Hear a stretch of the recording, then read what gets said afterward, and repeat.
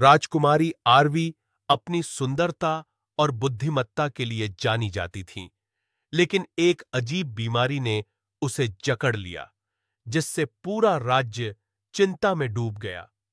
राज्य के सर्वश्रेष्ठ वैद्य, ऋषि और उपचारकों ने अपनी ओर से हर संभव प्रयास किया, लेकिन कोई उपाय काम नहीं आया। तब राजा ने राजपुरोहित, ऋषि वरुण और राज्य के प्रसिद्ध ज्योतिषी को बुलवाया ताकि वे दिव्य मार्गदर्शन प्राप्त कर सकें। राजा रुद्र और रानी मीरा महल के भव्य दरबार में चिंतित बैठे थे, जबकि तीनों विद्वान आरवी के भाग्य पर चर्चा कर रहे थे। राजा ने गहरी सांस लेते हुए कहा, हमारी पुत्री दिन ब दिन कमजोर होती जा रही है। समस्त वैद्य असफल रहे हैं। अब हमें आप तीनों की सलाह चाहिए। राजपुरोहित ने गहरी दृष्टि से राजा की ओर देखा और गंभीर स्वर में बोले, महाराज, यह केवल शारीरिक रोग नहीं, यह भाग्य का संकेत है। एक प्राचीन भविष्यवाणी है जो कहती है कि यह रोग केवल 3 रहस्यमयी पहेलियों के उत्तर से ही समाप्त हो सकता है। ऋषि वरुण ने अपनी आंखें बंद कीं और ध्यान लगाया। कुछ क्षणों के बाद उन्होंने धीरे से कहा, राजपुरोहित सत्य कह रहे हैं। यह एक दिव्य परीक्षा है जिसे केवल वही व्यक्ति पार कर सकता है जो अत्यंत बुद्धिमान और निष्कलंक हृदय का हो।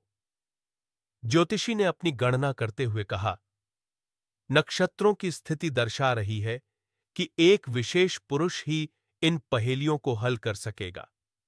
वह दूर देश से आएगा और न केवल राजकुमारी को स्वस्थ करेगा, बल्कि भविष्य में राज्य का सच्चा उत्तराधिकारी भी बनेगा। रानी मीरा ने व्याकुल होकर पूछा, लेकिन यह व्यक्ति कौन होगा और वह कब आएगा? क्या तब तक हमारी बेटी जीवित रह सकेगी? राजपुरोहित ने सांत्वना देते हुए कहा, रानी साहिबा, जब भाग्य की घड़ी आएगी तो वह व्यक्ति अवश्य प्रकट होगा। हमें धैर्य रखना होगा। राजा रुद्र ने गहरी सोच में डूबकर कहा, हमें पूरे राज्य में यह घोषणा करनी होगी कि जो कोई भी राजकुमारी को ठीक कर सकेगा, वही उसका वर बनेगा। फिर राजपुरोहित ने विस्तार से समझाया, महल के गुप्त कक्ष में 3 रहस्यमयी तिजोरियां रखी गई हैं, जिन पर शक्तिशाली मंत्र लगे हैं।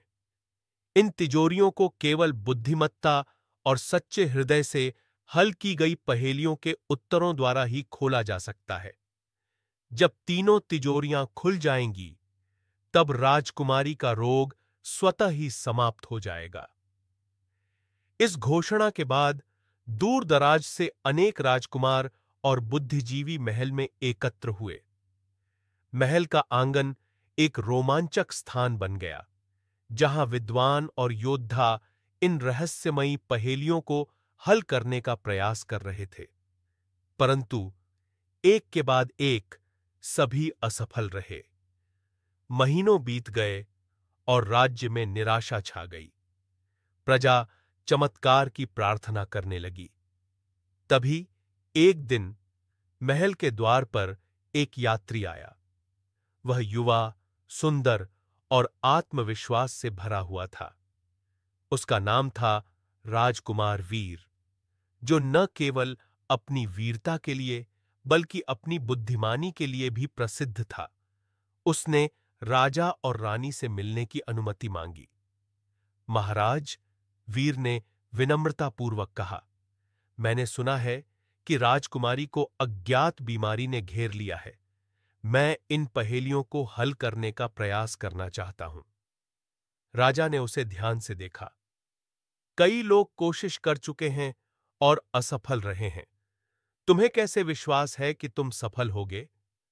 वीर मुस्कुराया, क्योंकि ज्ञान मेरा सबसे बड़ा हथियार है और धैर्य मेरी ढाल। राजा उसकी विनम्रता से प्रभावित हुए और उसे एक अवसर देने का निश्चय किया। पूरा दरबार एकत्र हुआ और राजपुरोहित ने पहली पहेली प्रस्तुत की। मेरे पास चाबियां हैं, लेकिन मैं ताले नहीं खोलता। मुझ में स्थान है, लेकिन कोई कमरा नहीं। तुम मुझ में प्रवेश कर सकते हो, लेकिन बाहर नहीं जा सकते। मैं कौन हूं? राजकुमार वीर कुछ क्षणों तक विचार करता रहा और फिर मुस्कुराकर बोला, कीबोर्ड। दरबार में हलचल मच गई, क्योंकि पहली तिजोरी का ताला खुल गया। इसके बाद दूसरी पहेली प्रस्तुत की गई। ज्योतिषी ने कहा, जितना अधिक मुझे लेते हो, उतना ही अधिक पीछे छोड़ते जाते हो। मैं क्या हूं? वीर ने कुछ देर तक सोचा और फिर उत्तर दिया, कदम, पद चिन्ह। दूसरा ताला भी खुल गया और दरबार में प्रशंसा की फुसफुसाहट गूंजने लगी। अब ऋषि वरुण ने तीसरी और सबसे कठिन पहेली प्रस्तुत की। मैं टूट सकता हूं, बनाया जा सकता हूं, सुनाया और खेला जा सकता हूं। मैं क्या हूं? इस बार पूरे दरबार में सन्नाटा छा गया। पिछले प्रतियोगियों के लिए यही सबसे कठिन पहेली साबित हुई थी। वीर ने कुछ पल गहन चिंतन किया, फिर हल्का सा हंसते हुए बोला, चुटकुला, जोक। तभी अचानक एक दिव्य प्रकाश महल में फैल गया और राजकुमारी आरवी के चारों ओर एक सुनहरी आभा छा गई। उसकी बीमारी पल भर में समाप्त हो गई। आरवी ने अपनी आंखें खोलीं और उनका चेहरा पहले की तरह चमकने लगा। राजा और रानी दौड़कर अपनी बेटी के पास पहुंचे। रानी मीरा ने भावुक होकर कहा, मेरी बच्ची, तुम ठीक हो गई हो। आरवी ने मुस्कुराते हुए वीर की ओर देखा, और यह सब तुम्हारी वजह से हुआ। राजा रुद्र अत्यंत प्रसन्न हुए और बोले, वीर, तुमने मेरी पुत्री को बचा लिया। मैं तुम्हें पुरस्कार स्वरूप उसका हाथ सौंपता हूं। राजकुमारी पहले ही वीर की बुद्धिमानी और साहस से प्रभावित हो चुकी थी। लज्जा से मुस्कुरा दी, मुझे स्वीकार है। दरबार में खुशी की लहर दौड़ गई और राजमहल में भव्य विवाह समारोह की तैयारियां शुरू हो गईं। पूरे राज्य में कई दिनों तक उत्सव मनाया गया।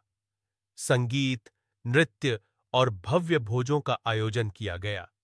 वीर और आरवी, जो नियति द्वारा बंधे थे, ने मिलकर राज्य को सुशासन दिया और उनकी प्रेम कथा युगों तक याद की गई। राजपुरोहित, ज्योतिषी और ऋषि वरुण, जो यह सब देख रहे थे, एक दूसरे की ओर देखकर मुस्कुराए।